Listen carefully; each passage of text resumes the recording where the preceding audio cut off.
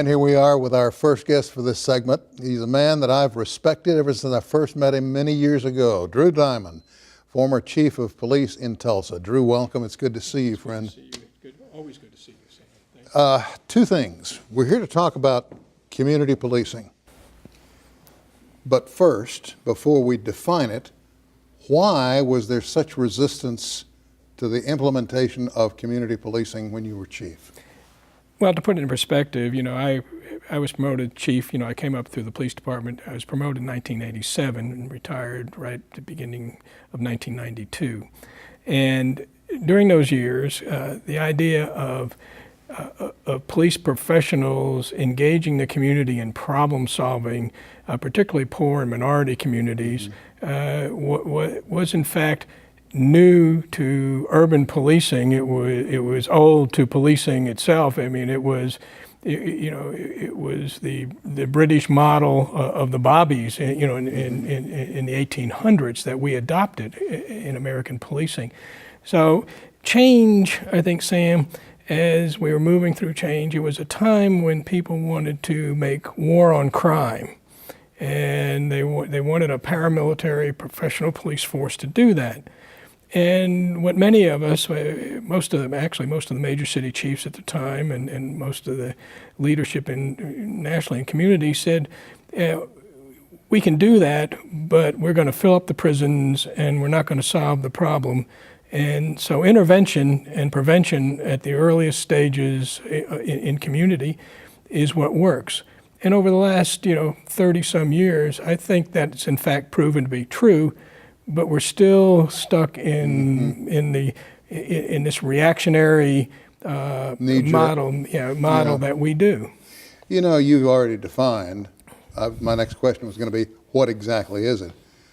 But you had a chance to implement this in another city, didn't you? Yeah. When I retired, I took leadership of the Police Executive Research Forum. I never left Tulsa. I commuted to Washington. Our offices were in Washington. We're police chiefs, pretty progressive research organization, and we took community policing national. The chiefs that I was involved with developing it, some of them were on the board of the organization. Went to the Department of Justice, went to the president at the time and said, this community policing, we think has so much merit, particularly dealing with, remember this is 1992 now, with racial issues and police and race. And the president at the time was Bill Clinton. President Clinton bought into it. And we said, okay, let's begin to try this nationally. And so a number of cities around the country that were already involved in community policing, we helped them push it forward, experimented with it, designed the problem-solving model. This is not just a philosophical, construct. It's not kumbaya. And it's, it is about transforming a police department organizationally in the way it's designed, the way it's trained, the way it's led, so that it can engage its community. I'll give you one core issue about policing in prevention. It's about community intelligence. It's about, if you don't know what's going on in a community, if people who don't trust you as the police and are not talking to you, you don't have a clue. And so all you're doing is reacting to the bad things the bad people do. And community policing is designed and was designed to engage the community, not only for their own safety, but for the safety of the officers. Now, of course, the push is on in Tulsa to try to get us to the platform of embracing community policing. I'm not even going to ask you how that makes you feel, because I can pretty well tell. But it seems to me that as I look back, and I remember the more sane folk who recognized and embraced what you were bringing to the table, had we listened to the men back then, the course of history in this city might have changed drastically. We felt, and I can remember at the time, Sam, when you were there, when, as you said, we felt both in Tulsa and nationally that we could have that kind of impact. But we also knew that any kind of change, there are 17,400 some municipal police departments and 3,000 sheriff's departments in this country, almost 1 million men and women in police service. And to move, all policing is local, to move it in a direction in that direction, we knew would probably take 2 generations, maybe 40, 45 years. You know, we're 30 years into it. We're not anywhere near where I think we expected we wanted to be.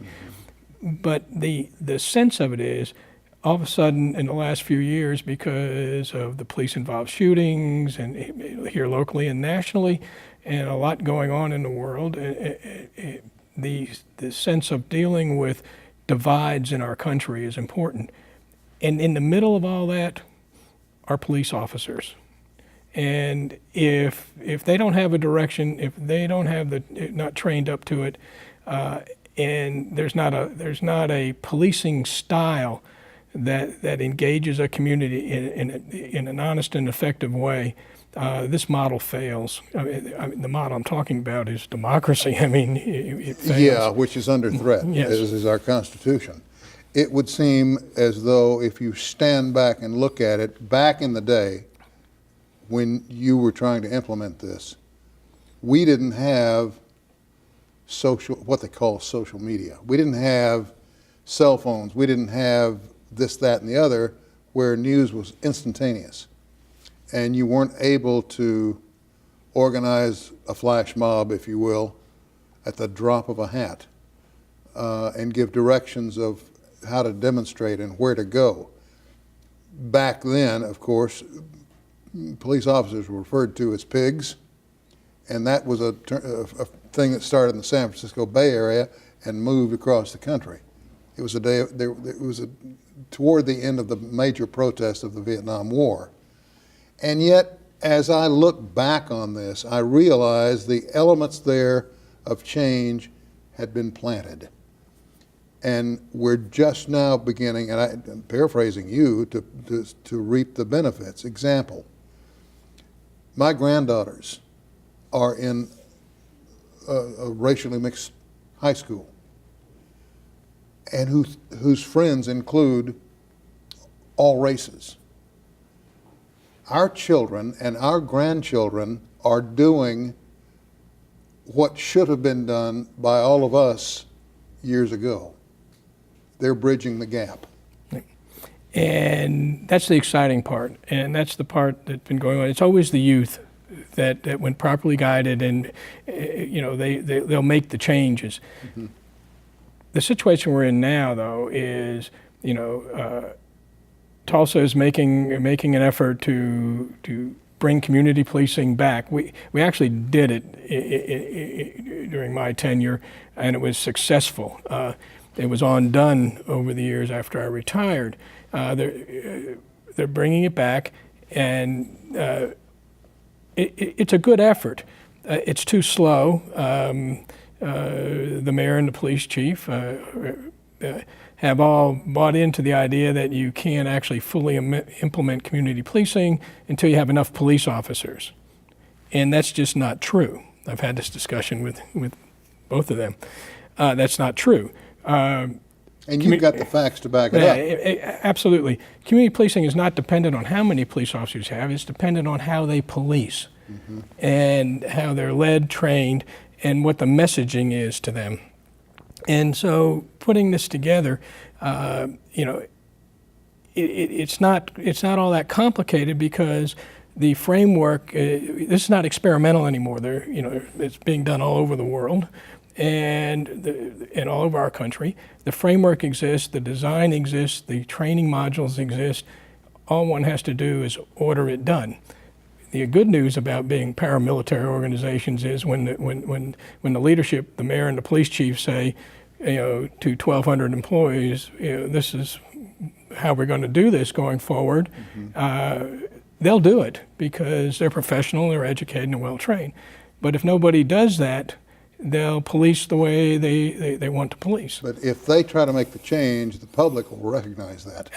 Absolutely. And first thing you know, we got people joining hands. We've never seen, in the last over 30 years, we've never seen a negative outcome from a community policing implementation effort. Never. It just doesn't happen. What we've seen bad outcomes from is when it's not done, or it's done half-heartedly or improperly. You're with, switch horses real quick, you're working out of or with the Sherman Miller. Museum of Jewish Art. I'm the executive director these days of the Jewish Federation in the Zarrow campus, there in Tulsa. And it's a wonderful opportunity for Right, anybody. out there. Yeah, we have the Federation, the Mizell, the Jewish Day School, our retirement center, and the museum, and we use it as educational part, connected even to these kind of opportunities. We're out of time, but would you be open to us doing a show there? Absolutely. Anytime. Sam, you're welcome anytime you Then want. let's try and hammer something out. Good. Thank you, friend. Great. It's my so pleasure. good to Thank see you. you again. Tell the Thank you. family I said hey. I will. Thanks for All right. having me. We're going to take a break, and when we come back, we'll talk about an annual event that kicks off this weekend in Claremore that celebrates Oklahoma's favorite son. Right after this.